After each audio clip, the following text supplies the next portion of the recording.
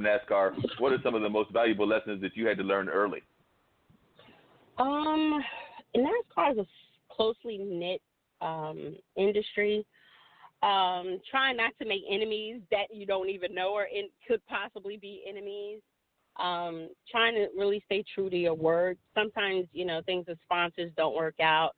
But I would say my biggest thing is just staying patient, really trusting in my faith in God that, he brought us to this opportunity and he's going to see us through it. And just, really just being patient and respecting the process, because it is a process. As much as I would love to get back out there and get another 15th finish, it takes an entire team, and it takes a good team. And putting that together can sometimes be challenging, depending on what's available at the time that you're ready to move. Sponsors that keep their word and execute are fun. You take a lot on the chin being an owner, even, really things that are not in your control. So I've had to, swallow my pride a couple of times, take a couple of, shots at the chin, but I enjoy the sport. I'm looking forward to the opportunity, and I'm just thankful that I have this opportunity and that I can pay it forward to somebody else that wants to come into the sport.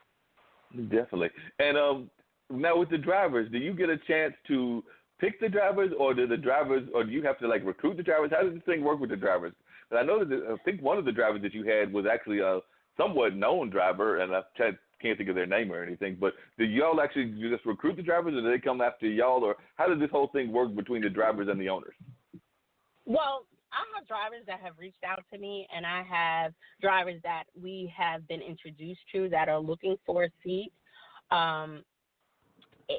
It really depends. It really depends on the relationship. Scott Stenzel was the driver that ran my Daytona debut, and Scott did an amazing job. He came in 15th. I had partnered with Cop Motorsport for that race, and we had a phenomenal finish, for first time out the gate. It was amazing, 15th, and all I ever prayed for was to be competitive. So we were very happy with that. But we have, now that we're becoming more seasoned and more people are aware of us and they know that there is an opportunity with the team, I've had some phenomenal bigger name drivers that were available to us, and I was like, man, I was absolutely speechless. So we're putting together an amazing program, amazing team rather. And I can't wait for everybody to see, what we've been up to. We've been a little quiet for, I would say, the past 9 months for good reason. And we got another caller. I'm going to bring them in shortly. But what advice would you give to people that might be interested in getting involved in driving or just being an owner and everything? You talked about how difficult it is, and, of course, we all don't have that kind of capital. But for those that do have that kind of capital or that might be interested, what kind of advice would you give to folks that might be interested in creating a team or might want to even try to get involved with your team? I would tell them, outside of my team, what I would love to do is to be like that welcoming party, tell them, listen, call me. I know who the tire guys are. I know who this is. I know who that is, and be able to point them in the right direction, kind of save them some of the headaches that I went through when I was first starting. But I would love to be a mentor. I mean, somebody mentored me. Somebody took me under their wing. So I would love to be that resource to a new owner that wants to come into the sport, because I believe the sport is amazing and phenomenal. And, I tell people all the time, I'm like, you will be hooked. After your very first race, you will be hooked. I guarantee it. My dad's actually in a nursing home, and the gentleman in the bed across from him is a NASCAR fan, and he's African American. And that's the one thing that he remembers every weekend is to make sure. So I brought him in a NASCAR schedule, and he was so elated, and I was like, wow, just to see him smile, but he's always watching the races, truck races, Xfinity, Cup Series, everything. He loves the sport.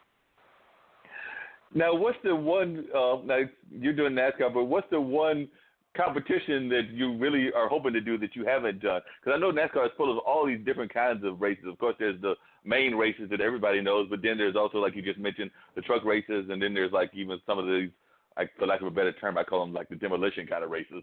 But what's kind of the one sport that you want to get involved in? Of course, I want to go up the line. You know, I want to progress. I want my team to progress up the cup. Trucks is a great start. It is a great start in nationals. And Xfinity, definitely getting into cars is an even bigger step. I think that's a major push. Definitely something that we need to look into here at E2 Northeast. But, of course, we always aspire to get into Cup Series, you know, and run with the bigger boys. Yeah, my one-time deal, my mom actually almost ran against one of the bigger boys because, unfortunately, for whatever reasons, a lot of times one of the stereotypes about NASCAR is that it's a very conservative sport, meaning that a lot of the people are part of that conservative side of the spectrum of politics. And I know that that's not necessarily the truth because I'm sure that, like the rest of society, it probably covers the wide range. But the stereotype is usually that they're very staunch conservatives and things of that nature. And I remember years ago, it might have been almost 10 to 15 years ago, my mom actually ran for Secretary of State in the state of North Carolina, and she forced a runoff with the woman that won, who is still our current Secretary of State. Trying to remember Elaine's last name. I believe it's Elaine Marshall. But if she had won that race, she would have been going up against Richard Petty. So, like I said, Elaine went up against Richard and won against Richard, but Mom was almost having the privilege of going up in a political race against one of the legends of NASCAR, none other than Richard Petty. But I think Mom would have won that race. I think Mom would have run that race. But that's just that's my personal son bias, even at the age of 50-something. I love it. I love it. But what do you tell? When people find out that you're in NASCAR, do they have certain stereotypes about NASCAR? Do they feel that it's all, for lack of a better term, conservative white guys? Oh yeah, they do. The biggest is the concern of racism, equality, you know, all those things. And I honestly, you know, I have to defend NASCAR, the corporation, that I have not experienced that. Dealing with vendors and things of that nature, yes. It's definitely different, like I said, from being from the north, you know, where things are hidden. And in the South, it's definitely right there, you know, in your face. But NASCAR as a corporation, they have been nothing but helpful to me, as much as they can be, you know. So they've been very encouraging. And have you reached out to other corporations to get involved with NASCAR? Some of like our own corporations, to see if you're not having luck with the big chains. And as for I saw your cars, you had quite a few corporate names and everything. But I was wondering if you reached out to like some of our businesses, like whether you reached out to like, say, an Ebony or Johnson Products, or even some of the smaller ones, to see about them teaming up with you. I have reached out to other corporations within our community, and unfortunately NASCAR has the stigmatism of being, you know, a race is about $1 million, which is not true. And, you know, when you give them a fair price, my problem has been I've reached out to them at the wrong time. So I can't reach out to them in fourth quarter and expect any support, you know, or third quarter. I have to be, you know, before the 8 ball. You know, right. So that's where my thing is, timing. And I've hired a couple of companies that did not bring anything to fruition. And I really had to establish myself first in the public eye that we are there, because a lot of people still don't know that we exist. So there's still a lot of room for growth, but we've been getting a lot of support from corporate America and trying to see, you know, when exactly we can put a relationship together, put a partnership together, and how, for me, it's how not only the support on the track, but the work off the track, because what happens off the track is just as important. And I'm a humanitarian, so I like to see that the corporations that we're partnering with have some type of community outreach program. That's very important to me. And sometimes my lawyers get mad at me because they're like, no, just let them help you with their races. Don't worry about the rest. But in my good conscience, I can't. I need them to, you know, give something back to the communities that have made them very wealthy corporations. Oh yeah, definitely, and that's one of the things that I've learned. And I want to get Dean to bring in our other guests and everything, and definitely want you to stay on the line.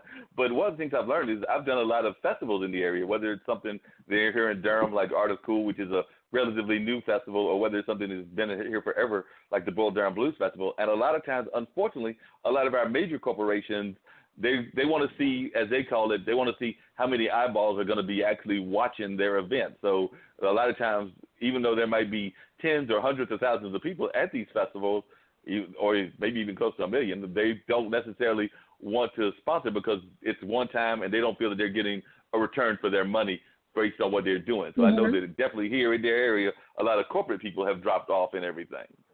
Yes, very much so. So definitely, trying to almost recreate the wheel, but let them know, like, we are willing to come out and do these in-stores. We are willing to be a community-based team so that our community that we're representing, and we want to be that relatable image coming into the sport to usher in those new demographics, that we're out in the community where they can see us and touch us and talk to us and, be engaging to them.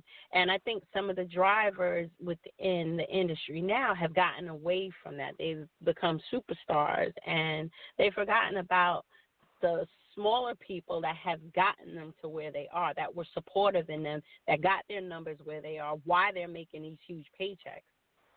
So we always want to be accessible to our communities. Oh, I would definitely agree with that. I think that that's one of the issues even with the radio, because like I said, I do this podcast, but I've also done nonprofit radio. My folks had a radio station in Warren County, and I've done radio at Central, and I've got friends that do commercial radio. And one of the things that we talk about is the fact that back in the day, you used to see radio people, and I imagine even in the big city of New York, they would be out at events all the time. And there are still some that do that, but they don't do it like they used to do it. So that's one of my complaints about just media in general, is that we have these people that used to be, that was part of their job, whether they were celebrities or whether they were musicians, whether they were sports athletes or whether they were radio personalities. They would definitely get out into the community, but now we've got to this kind of mentality where people just don't necessarily give back to the community the way they should. So I'm glad to see that you're doing this and everything. Dean, do we have somebody else on the line? Yeah, they've been patiently waiting to get in. I got Scott from Scottsdale, Arizona. Welcome to Straight Talks with Dean and Mark. Hey, hello, Melissa. How are you doing? Hi, my love. How are you? I am good, thank you. I just wanted to call in and say I'm proud of you and listening, and hope all is well. Thank you, Scott. I love you. I love you too. now, Scott, I do want you to call in, and I do want you to call in at some other point, and we'll have a longer conversation about your business and everything. But you met Melissa through your company, and we talked about this when you called in after you had talked to Dean and everything, and that's that you have I believe it's your own jet company and everything, Advent Jet. So if you just want to tell our folks just a little bit, and like I said, we'll definitely call you back and have you on an extended show to talk more about it. But just if you give a little bit of people a little history as to what that's all about and how you met Melissa. Sure. Melissa and I go back a couple years, and we've actually partnered up, and we're going to do some events together for some VIP experiences. Which I'm very proud of, to be part of the Nascar. And coming from a single mom, I support very powerful women that are obviously entrepreneurs. So with that being said, one of the things that I strive on with Advent Jets is no membership, no fees. You can fly on demand anywhere in the world, anytime. Why pay a membership if we're transparent and to give you a good experience? Why should your business or family have to pay a membership to fly? Yeah, it sounds like a wonderful thing, and I'm going to have to find a way. I've been looking at your jets. They look very fancy and things of that nature, so I'm going to have to find out if what I'm seeing is actually as stylish as what it looks like from what the reaction I'm getting from Melissa. I'm thinking it must be a very joyous experience, so I don't know where I'm going to come up with that kind of money, but I'm going to have to find some of that kind of money so I can jump on one of those planes and maybe bring Dean with me and his wife. We'll make it happen. So I appreciate your time. And, Melissa, it's great to talk to you again, and reach out anytime. You know how to reach me. Of course I do. All right. You guys have a blessed day. Thanks a lot. Appreciate you calling in, Scott. And who else we got on the line? As if for right now, we'll probably get more in a second. But you know what? Y'all hold on 1 second. Give me 1 minute, all right? All right? The old Renaissance is the new Renaissance, standing on tradition while embracing the spirit of distinction. This is the Harlem Brewing Company. Uniquely crafted beer brewed to deliver a taste, a sound,